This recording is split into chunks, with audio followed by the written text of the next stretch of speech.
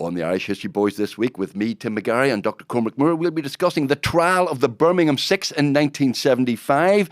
Bishop Daly in Derry wants football to come back to the city of Derry. He's going to have a long wait, unfortunately. We're going to be talking about Danny Hogan, the brother of the man who was shot on Bloody Sunday, from a listener's question. And also, you'll never guess what else we're discussing.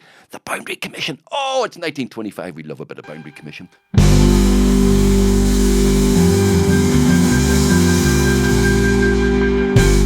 June the 27th, 1975, an Irishman had confessed to planting bombs in the Mulberry Bush pub, it was alleged, at the Birmingham pub bombings trial at Lancaster Crown Court. William Power, 30-year-old painter, was alleged to have said, after being told that a forensic expert had found he had handled explosives, "Oh my God, Jesus, that can't be, not these hands."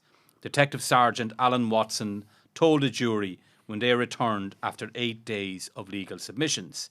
Detective Sergeant Watson said Power later dictated a written statement in which he said, "I am glad it has all come out. I am worried about it, but I want to tell the truth.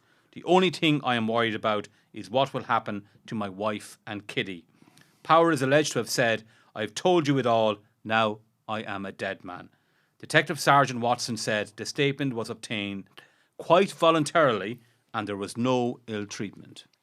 That was Cormac Moore reading from the Irish News from 1975. Hello and welcome to the Irish History Boys with me, Tim McGarry, and my very esteemed colleague, Cormac Moore. Cormac Moore. Give you the chance to say your name there, Dr. Cormac Moore. This is the podcast, of course, where we explore Irish history inspired by what was reported 100 years ago and 50 years ago in the pages of the Irish News. And that story obviously is from 50 years ago. And sadly, I remember that story quite well because I'm a man. Well, I remember the whole Birmingham Six story, but this is the 1975. This is the trial of the Birmingham Six. Do you remember the trials when they were happening? I don't remember the trials that well, but I remember the campaign afterwards.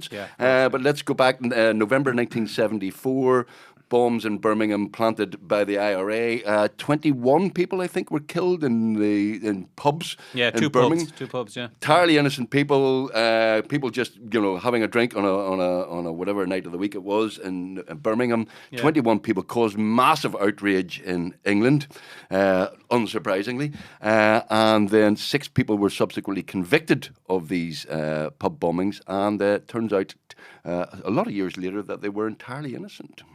Yeah, there was absolute outrage, and if you look at the profiles of the people who were killed, there was I think over half were in their 20s or below 30, for example, and the oldest was 54, but they were really young. Most of them would probably still alive today if they weren't killed so cruelly in those pub bombings. The IRA had started campaign in England pretty much in 1974. There had been other bombs. How the whole Birmingham thing happened was that an IRA member basically was killed while trying to set off a bomb in Coventry the week before, and his funeral had created a lot of commotion, a lot of activity around the Birmingham area in the end of November when the bombs went off. So there was a lot of heightened tensions at the time, and the bombs, when they went off, there was absolute outrage. And the Irish Catholic community across England suffered, from many quarters. Well, we did a show, Pop Goes Northern Ireland, of archive footage from that period will show that it was absolute outrage. 21 people killed, innocent civilians killed, but there were massive marches, anti-Irish marches. There were demands for bring back hanging. There were demands for new legislation. Did the Prevention of Terrorism Act or one of those acts come in? Yeah. Was it within 24 hours? Easily. Within 24 hours, and so there was huge pressure, presumably, on the police to find these people quickly and arrest them and charge them, and they picked up 6 Irishmen. In fact, I think they picked up 8. 5. Oh yeah, they picked up the 8. Yeah, they picked up, but the 5 of the 6 who were convicted were 5 of them were picked up together. Right. They were on a boat back to the north for that funeral of the McQuaid who had died the previous week. They were picked up and then arrested, and the one was subsequently picked up afterwards at his home. Well, this subsequently became a cause célèbre because the 6 people who were charged and subsequently convicted were entirely innocent. The evidence against them, despite what you read there, was extremely dodgy. The confessions were literally beaten out of them. The forensic evidence was non-existent because they were innocent. But it took 14, 15 years before they were eventually 91 they were released. The convictions. So Chris Mullins, I don't know if you read his book, on the Birmingham Six. It really goes into some detail of the background to the bombings themselves, but particularly the whole experience of those men after the bombings and they're basically the miscarriage of justice and the absolute gross miscarriage of justice that those men went through. Like the forensic evidence alone, you look at that, it was very outdated. So I think they were actually playing cards. Yes, I remember that famously. They were playing cards on the train or the boat. Or the train, on the boat, and because of the sulphur on the cards or whatever, that was seen as forensic evidence that they were handling bombs and explosives, and that was used as really profound evidence against them. But the most egregious probably example was they were beaten up a lot. A lot of torture techniques were used, and confessions were taken from some of them. So after they had been severely beaten and tortured, even though the detective sergeant Watson there is adamant they were all voluntarily given information.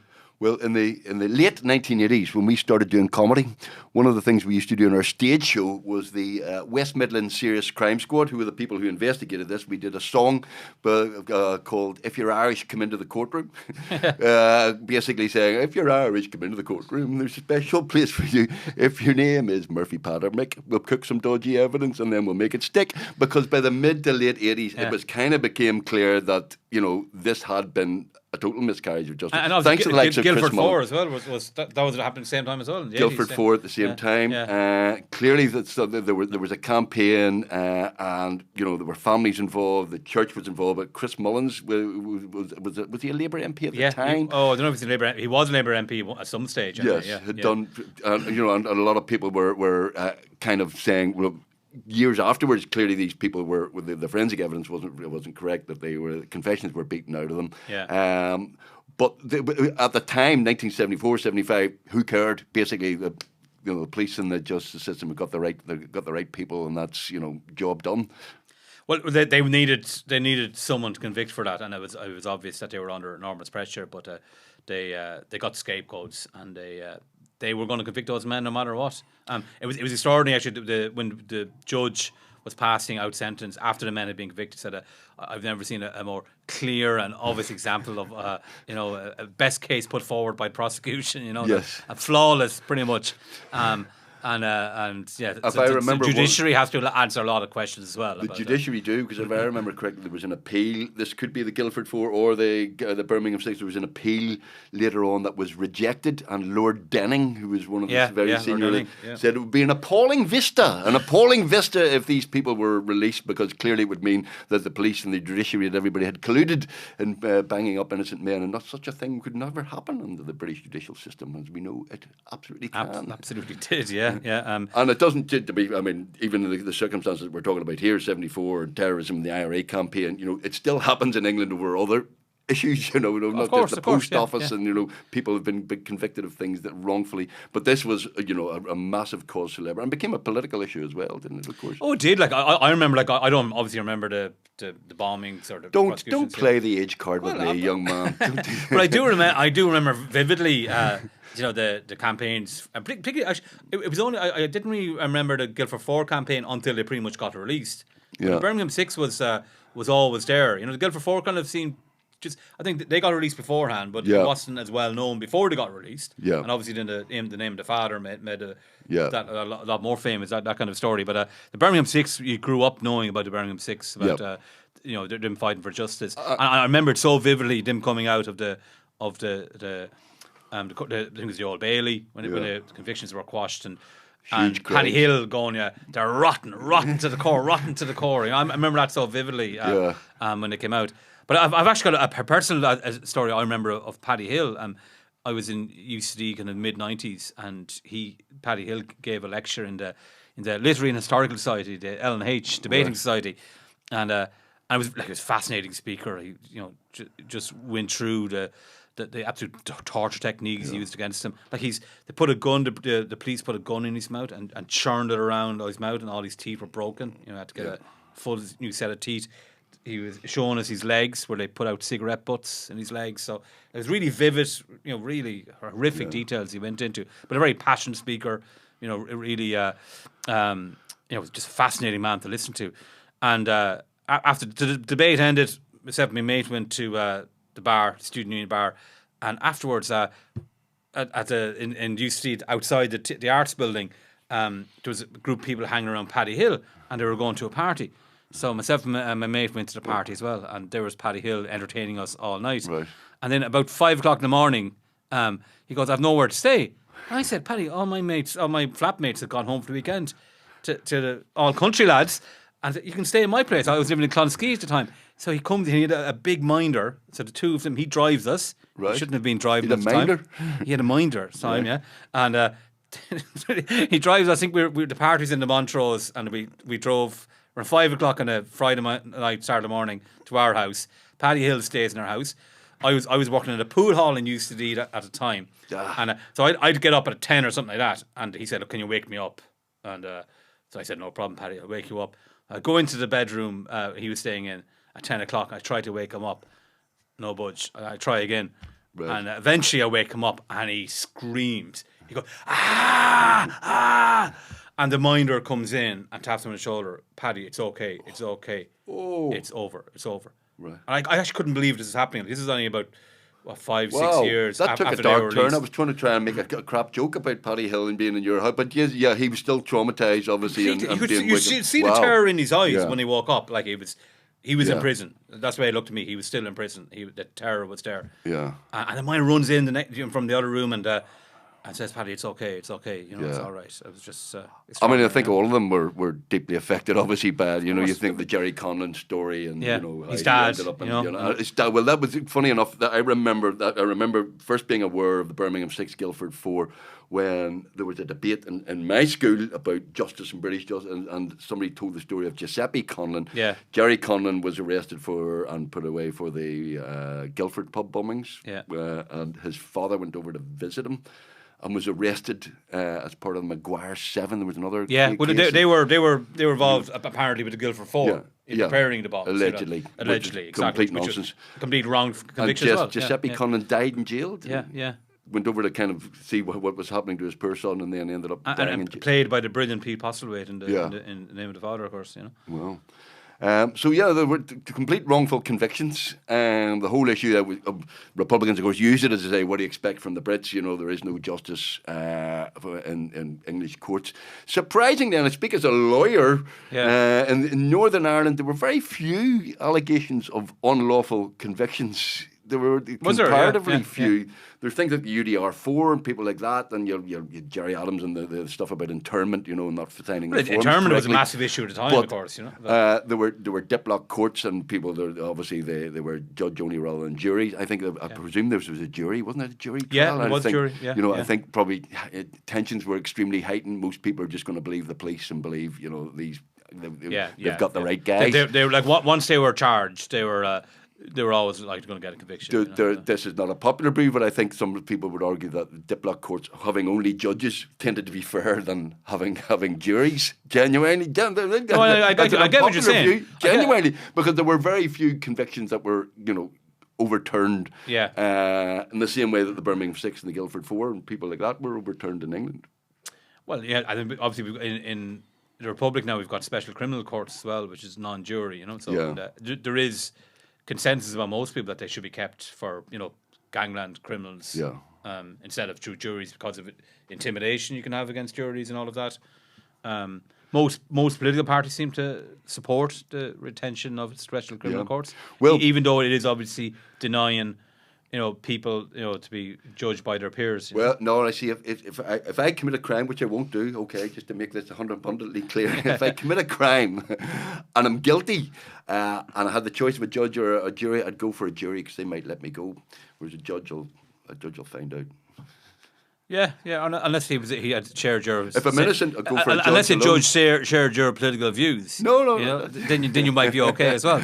Like, judges are not above making wrong decisions either. They're not above many that. wrong But decisions. you can easily sway a jury with my charm. Or not, as the case may be. Yeah. But there was a wider political context to this. The IRA campaign, there was a lot of anti-Irish feeling. There was emergency legislation brought in. There was with another story this week that we have. The head of the Orange Order, Mr. Passmore. Thomas Passmore was calling for the death penalty, and again, people in England were calling for the death penalty. There was loads of calls for death penalty. I remember a certain Mr. Maxwell, head of the Daily Mirror, was on the Question Time on one of those programmes with Robin Day, basically saying that Irish people should be rounded up and they should, start executing prisoners and stuff like that. And that was kind of a common view at the time. Yeah, mad, isn't it? Well, to be fair, the British government always rejected bringing in the death penalty because it would have just created more murders than you'd have had, and the Birmingham Six and Guildford 4 were a very good argument against the death penalty. Of course. I wrote an article about the 50th anniversary of the Birmingham bombings. Harold Wilson, he was Prime Minister at the time, and he was over in Dublin when the bombings happened because Erskine Childress, the President of Ireland, had died. He was over at the funeral, and then he comes back to this massive storm, these awful bombings, and the reaction in Birmingham and wider field of the Irish community. that they want there's blood in their hands of all the Irish community, and they wanted punishment meted out by people. So it was awful times for the Irish, I'd imagine, in England at the time. Particularly around Birmingham, they suffered for many years afterwards of discrimination and attacks. And I mean, the families I know are still campaigning. Campaigning Justice for 21. Justice for 21, and they're still campaigning to this day. And they're saying, we still don't know who did this. And they're actually asking for Chris Mullins to reveal details, But I remember there was another documentary done a long time ago where Chris Mullins interviewed somebody in Dublin who more or less said that it was the IRA and they had done it, that he was more or less admitting. The same way when the Guildford 4 were put away for the Guildford bombings, the Balcombe Street gang then were caught in 1975 and basically admitted. That we said Guildford was us. Was us. It wasn't the 4 guys you've put away, and they actually admitted it. But it didn't do anything. Well, because it would have looked so bad in the British justice system if they had, overturned their convictions of innocent men at the time, and there wasn't that much pressure on them to do so. So, I imagine they just let it slide. This will go away. We kick it this can down the road, and hopefully go away. But thanks to people like Chris Mullins and obviously Gareth Pearce, who's been recently defending Mo Corra from Kneecap. Gareth Pearce, she was very involved as well, I think. Particularly in Guild 4, but I think the Birmingham Six too. So but it wasn't like it was in the film. She didn't climb over the desk or the. Do you think films can over dramatise? Sometimes, occasionally. I don't know how. Exaggerate things. The Irish History Boys is coming to Fela 25 for a live discussion and audience Q&A on Wednesday the 6th of August at St Mary's University, hosted by our friend Jim Fitzpatrick. Jim wrote this bit, by the way, our friend Jim Fitzpatrick. It's a chance to see us live and in the flesh. I mean, who doesn't want to see me and Cormac Moore in the flesh? What a treat. For details, visit our social pages and click the link below and we will see you there, live at Fela, Wednesday the 6th of August. You're listening to the Irish History Boys with me and Tim McGarry and Cormac Moore. You can get in touch anytime on WhatsApp or email. Let us know if you have any questions. We have some questions from our listeners. You can send us a WhatsApp message or a voice note to 07483 313 842 or drop us an email at irishhistoryboys@gmail.com. irishhistoryboys@gmail.com. Do you want to take a question from a listener? Would you like to do it? I would like to. You would like to take it because you know why I want you to take it, because it's addressed to you. It's specifically to you. It's from Frank Murphy. Yeah. And Frank Murphy says he comes from the same parish as Michael Hogan, who was shot in Croke Park while playing against the Dubs in 1920. Famous Bloody Sunday. That was November 21st as well. 1920. Cormac briefly made reference to Brendan, his brother, while relating a story. It's Danny, I think, the brother. Let the man ask his question before you correct him. Frank says he had a brother, Brendan, while relating a story involving a raid in Northern Ireland with Michael Collins, the parish recently produced a book which, among other things, delved into this close association with Collins. I believe that Collins bestowed the honour of raising the tricolour in Dublin Castle and the changing of the guard. Does Cormac have any further information on Brenton, including his correct name, who I believe disappeared and his body was never found? And Frank says, "Well done on your work." I think that's addressed to you. That's just to me, not just to to you, you, Tim. Frank. Just I'm to me, taking this very personally, mate. So Cormac is going to tell you exactly what happened But to, it's to Danny Michael Hogan. Hogan. It's Danny Hogan. Maybe there was another brother called Brendan. I don't know. Frankie Michael was obviously was the player killed in Croke Park. Of the 14 people killed, he was the only player that was killed. Just to go back for listeners who may be not very familiar, this is Bloody Sunday in November 1920. Yeah. In the morning, Michael Collins' squad has shot a number of alleged mostly spies and informers and alleged informers. Some of them. They were more. They were part of the kind of Secret Service right. of British intelligence in Ireland. So that was done in the morning. So auxiliaries. It was intelligence people. 10 or 11 people killed. 14 killed. 14 killed by the squad. By the squad. Some were wrongfully killed, as in they were not members of the intelligence, but most were. And then there was revenge on a huge scale. So the army first of all blocked all the exits, but the army didn't get. So this is a big GA match at Croke Park. Well, it was a challenge match. There wasn't many championship games at the time because of the troubles in Dublin and elsewhere. There was a challenge match, but there was going to be a big crowd there, about 15,000 there. It was Tipperary were really good at football then, and they were playing Dublin in a challenge match, and. Now the GA were told, look, looks like the Crown forces are going to converge on Croke Park. All right. The initial plan was, what seems to be the case, was the British were going to search the men. Right. 15,000 people. 15,000? Most of them would have been men or boys, in the ground. That seemed pretty ridiculous proposition anyway, but that was apparently the plan. GA decided to go ahead with the game anyway. It would be worse. To disperse the crowd. To disperse the crowd.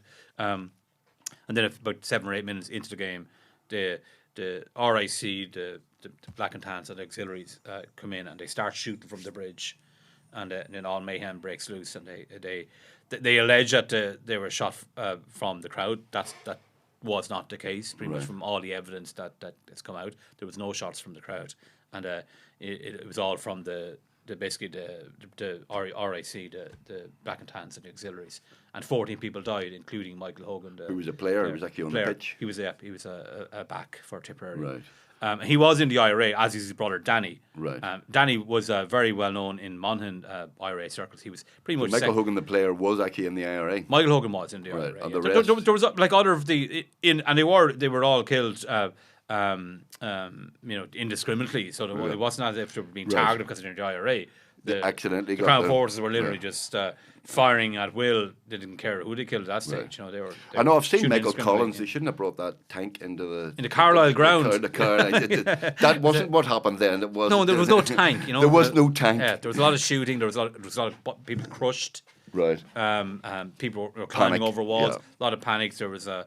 It was an awful scene. If you go to, there's a great book by Michael Foley called "A Bloodied Field" about what happened and how the victims, like Michael Hogan was the only victim pretty much remembered for decades. Right, like many of those who died, of the 14 who died, didn't even have their names and gravestones. Right. So the GA, Hogan got a stand named after him. He had a stand name after him literally a few years later in the mid-20s. But the rest were forgotten about. So what about Frank's question then? What about his brother? So Danny was in the IRA as well, his brother, and Danny was in Monaghan. So he pretty much would have been second command to Owen O'Duffy, in Monaghan. And in January 1922, there had been 3 men who were convicted of. There was an escape attempt in Derry jail in late 1921, and I think a couple of specials or even prison officers were killed. They used chloroform to make them go to sleep, but they gave too much of a dose or something, so they died, the 2 officers.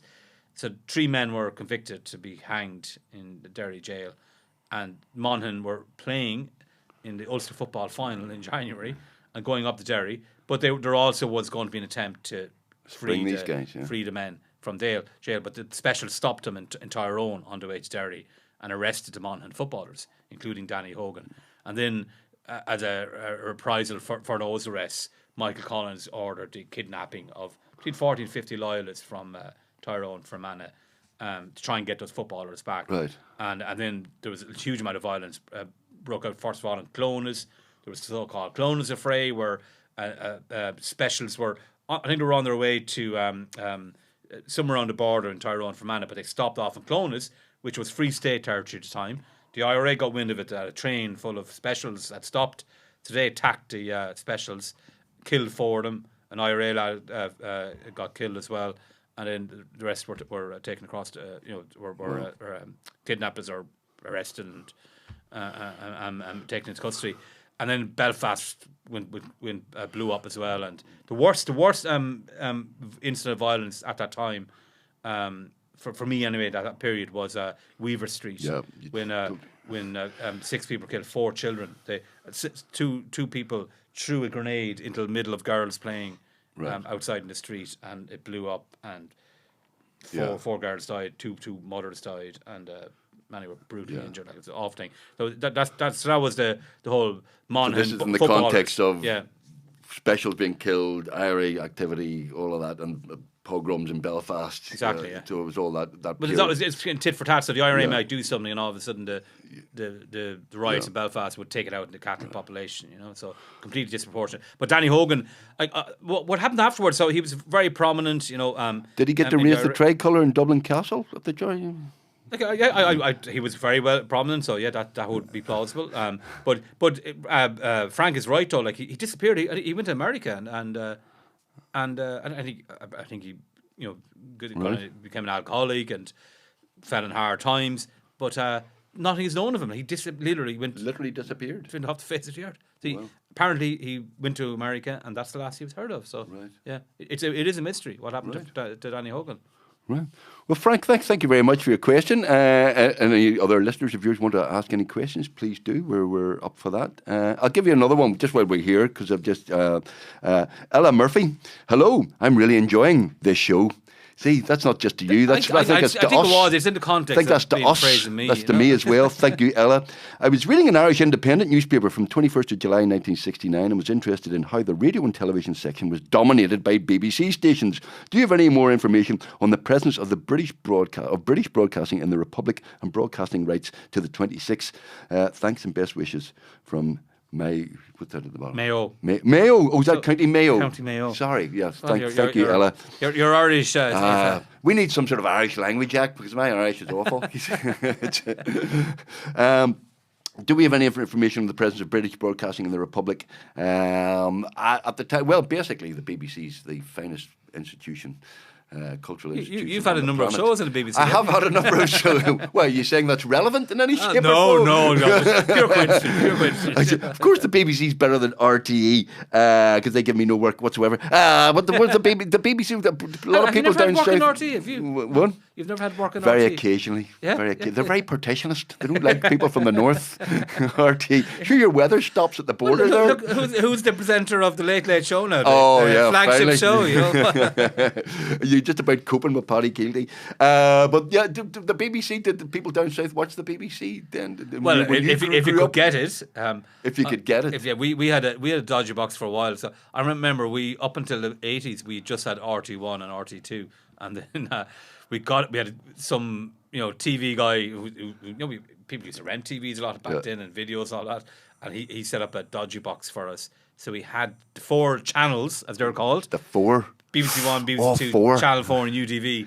And we had them, but then it was found out they were dodgy, so we lost it. So we actually went back to RT1, RT2. It was one of the worst days of my life. It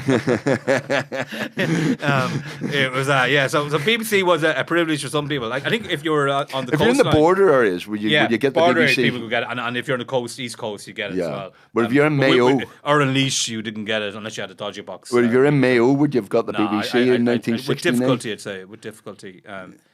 But yeah, look, it's interesting about. I think we mentioned here as well about Sundays. About I think in the later episode we talked about Protestantism and Sundays, and like the BBC used to have the GA results on Sundays, but under pressure from James Craig, who was under pressure from the Orange Order, other interest, the BBC stopped giving the results on Sundays because it was the Sabbath. You know, Right. You couldn't have any recreation on the Sabbath. to be enjoying yourself. Yeah, so and the BBC obliged. Right. Yeah, so it wasn't appreciated by the you majority in Northern Ireland. Are you saying that BBC Northern Ireland was an arm of the Orange State? Is that what you're alleging? I'm not alleging anything. I'm just saying what happened. Reading out the GA results on the Sundays. Okay. Yeah. So to answer Ella's question, we're not quite sure, but we think people in the border counties certainly would have got the BBC. And the East Coast, I know that if you were living in Dublin or Yeah. Louth or Wicklow, Exeter and so on, I think you had a better chance of getting the BBC. You might have had the BBC Wales. Yes. You might have to pick up on your Welsh language skills. Yeah. Well, you had to get a dodgy Earl to get RTE if you wanted to get RTE up north. Did you? Yeah. Oh yeah. That's how you could tell the Catholics during the Troubles because they. And was there any blocking? They had a big Earl. Was there geo blocking back then? No. It wasn't as sophisticated as that. It was a big wire. It was like a big coat hanger, and you turned it that way or this way to get RTE, and then you got RTE, and you were very disappointed.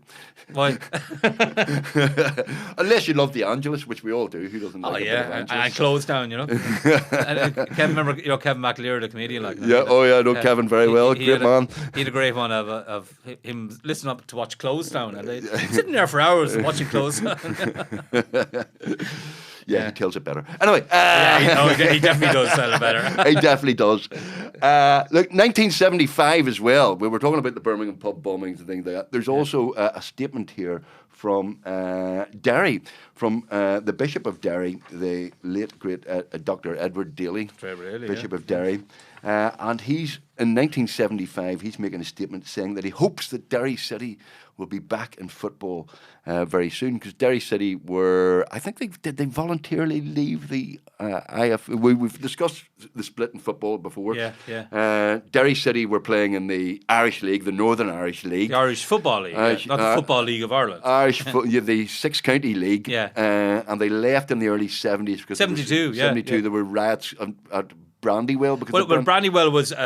Brandywell's on the edge of the bog side. Yeah, on the edge of the bog side. So Brandywell was decided that it was too unsafe for matches to be played there. Yeah. So Derry City were told that their home games would be in Coleraine, which is about 40 miles from Derry. Yeah. Is it? A bit less, but yeah, it's a good hour. So yeah.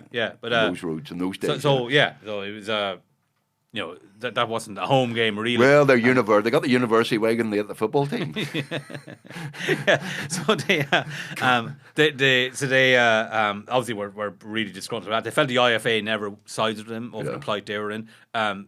They even when they're going to they're in Windsor Park for the IFA Cup final in 71, 72. They lost to Distillery. There was only 100 maybe fans from Derry at it.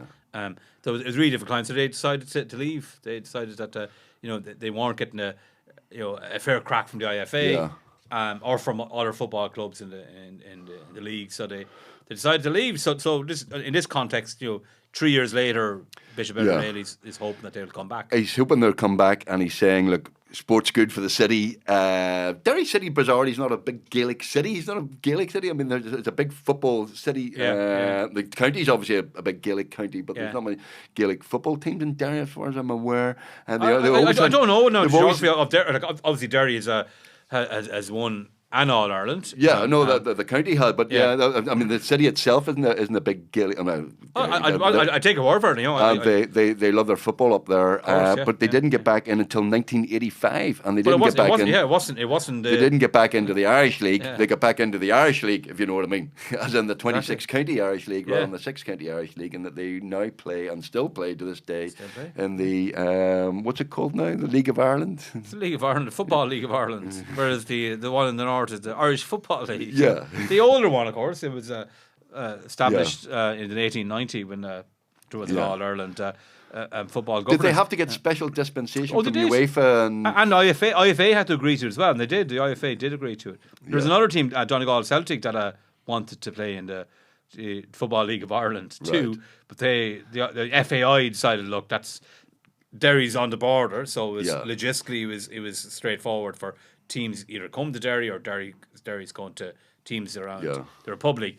For Donegal Celtic, in the Falls Road, not so easy, to go to a lot of hostile territory, should we say. So their request to be part of the the Football League of Ireland was denied. Yeah. Do you remember that? Things about Derry. No, I'm not saying when no, they I left, don't remember 1972. By the way, the week we're covering is the 23rd of June, 75 and 1925. This is 3 years after Derry has voluntarily. No, I was going to say it's my left. birthday week. The 23rd of June is my birthday, and I'm just looking at the presents you have bestowed upon me. But no, it's the 23rd of June is my birthday. But we'll talk about that later on. But we're talking 75. No, I didn't remember that. Well, I remember bits and pieces, but I remember Derry coming back into the Irish League. What did you think then? You were supporting Cliftonville at the time. Well, you see, that's the interesting. Were you? Because Cliftonville is geographically now it's. Well, Cliftonville is an interesting case because Derry was one of the few teams that had a large Catholic support. The Irish League. Like Belfast Celtic had been the main Catholic club of the North up until the late 40s. But they left in the late 40s, early 50s. Cliftonville were an amateur team up until the early 70s. Yeah. And then like Bows. So they were bottom of the league and they were awful and they were always being beaten and they never got anywhere. And then they started to pay players and suddenly they became half decent. So they attracted, and because of demographic changes from where they were, Cliftonville actually started as a cricket club in a mainly Protestant area. 1878. After the Troubles, the Cliftonville Road became far more Catholic and nationalist, so it started to attract the Catholic nationalist support and became one of the first teams to have a large Catholic national support in the Northern Irish League. So that's why, and so you get a lot of Catholics from West Belfast. Did Cliftonville benefit from Derry, say, leaving? You think, or I don't know. No, I think Derry being in the Irish League would have been a good thing. It would have been a good thing if they could have survived. But again, I mean, during the Troubles, again, Cliftonville had a lot of sectarian nonsense went on with a lot of security issues, and Linfield never played at Solitude for decades, weren't allowed to come to North Belfast and things like that. So we played all our home matches against Linfield at Windsor Park for many years. And I didn't know that. Right? You didn't know? You see, I'm educating you. This is like the BBC, education, informed and entertained. Not like RTE. Not like RTE. No ads. No ads. That is a good thing. I agree with you there. So Derek Edward Daly would like Derry City to get back into and playing football, but they didn't until the 80s. And then when they did get back, they won the treble one year, didn't they? They won the treble. Oh, they won many trophies. The league, the FAI Cup. Yeah. So they had a very successful period in the club. And I was up there a couple of years ago. It's a great atmosphere. It's a lovely stadium. It's good atmosphere. It's a really good team they have up there. The Candy Stripes. The Candy Stripes. Yeah. Will we finish with one more this episode? Do you want to talk about Dan, our sound man's favourite topic? What's that? The Boundary Commission. He loves a Boundary Commission. Okay, we talk about the Boundary Commission, He does though, doesn't he, Dan? Dan loves a Boundary Commission. I think he's read my book about 3 or 4 times. Has he read your book? The Root of All Evil, which is available in bookshops now, is it? Thanks for the plug. Is it? No, you don't give me a birthday present. I plug your book. This is a very unequal relationship, Dr. Moore. If I had known it was your birthday, Tim, well, you could have done some research. You're an historian. Do some research. You're part of history now. Yeah. When is that blue plaque of St. Malachy's going up? The one beside Owen McNeil's. Exactly. What I like about this story, June 23rd, 1925, as we anticipated, the Boundary Commissioners are finding Omagh a pleasant place, and naturally they're in no particular hurry to leave it. Now, there's a sentence you didn't think you'd hear very often, did you? The Boundary Commission. Do you like staying in Omagh? I love Omagh. I love Omagh. Daly's Comedy Club in Omagh, the Struhl Arts Centre, which I think the Give Me Head piece is coming to next year. No, I do like Omagh. That's a different podcast. Yeah, that's it. But the Boundary Commission were rounding up their final submissions. For a way of background, if you haven't heard this podcast before, Cormac's an expert on the Boundary Commission. 1925, this is when the final boundary of Northern Ireland, the boundary between North and South, was finally decided. And for many years, Unionists were worried and Nationalists were expecting that large chunks of the 6 counties would be handed over to the South. It was a massive threat to Unionists. That kind of dissipated as this process goes on, because it's quite interesting here that kind of they're winding up their hearings, and then they're going to go away to London and write their report. Yeah. And expectation among Nationalists is still fairly high, isn't that right? Oh, well, it's definitely... It's waned a little bit. I think you noticed by December of 25 that they're not as expectant that it's going to go their way. And they're in the dark as well, because Owen McNeil is saying nothing to the Free State government. So Owen McNeil is the Free State Commissioner. he's meant to represent a Free State cause, and they're the trustees of Northern Nationals as well. So he is basically the voice of Irish nationalism on this Boundary Commission. Yeah. But he doesn't tell anyone what's happening with the Boundary Commission. Whereas the Northern Ireland representative, Joseph R. Fisher, is in constant communication with Florence Reid. She's a wife of Ulster Union's MP David. And at this stage, he's writing regular letters to her saying it's going very well. It's, we lose a bit here, lose a bit there. We gain a bit there. In fact, we'll get rid of some of the Afghanistan type places like South Armagh that we don't really want anyway, and we'll gain places we do want like East Donegal and North Monaghan. So he's telling her this in the summer of 25. And actually, you notice from Ulster Union's politicians at the time, they've started relaxing as well. They go, actually, the Boundary Commission's going to be okay. If we lose any territory, it'll be very small. It's interesting because the vibe of this report from the Irish News is the commissioners are great and they're doing a great job and they're very well. Yeah. They're faithful public servants and they don't know the business is growing monotonous to the point of wearisomeness. But the commissioners are faithful public servants and they do not complain. A long rest will of course be needed before they undertake their heavy task of compiling their report. So the Irish News isn't going. It appears to be the vibe. Is lukewarm anyway on the Boundary Commission. Is it? No, it's the Irish News. It's a Belfast-based newspaper. It doesn't care about Fermanagh and Tyrone. It knows that no matter how generous the war is going to be. Can I just clarify that Irish News does care about Fermanagh and Tyrone? For any readers there, they love you very much and want you to continue buying. It's excellent newspaper. Someone say it's. No, I don't even have an earpiece. But they knew that, and the people who generally read their paper at the time would have been in East Ulster. Right. They knew that no matter how generous the Boundary Commission report is going to be, they're going to be stuck in Northern Ireland. And if it was very generous, the minority left would have been a far more diminished minority. So they were always very lukewarm on it anyway, and didn't think it was going to be this kind of silver bullet for nationalism that others felt it was. Yeah. But they also felt they were acknowledging that the Boundary Commissioners did a lot of work. Like they interviewed about 600 people in that kind of early March to early July. Usually morning and afternoon sessions, and some of those interviews took forever. So it was, an onerous task that the commissioners got involved in. They worked very hard, very diligently. Now, the Irish News did change its tune later in the year when will the Boundary Commission give Fermanagh and Tyrone and Derry and Crossmaglen to the Free State on that cliffhanger, ladies and gentlemen? Cliffhanger. We don't know the answer yet. Will you listeners from Newry and Derry, will you know where you were left in 1925? We will leave it there for this episode of the Irish History Boys. Thank you very, very much for listening. If you want to contact us again, as we say, you can get in touch anytime on WhatsApp or email. Let us know if you have any questions. Leave a voice note on 074 83 313 842 or drop us an email on the irishhistoryboys@gmail.com. Thank you very much, Dr. Cormac Moore. We'll see you again.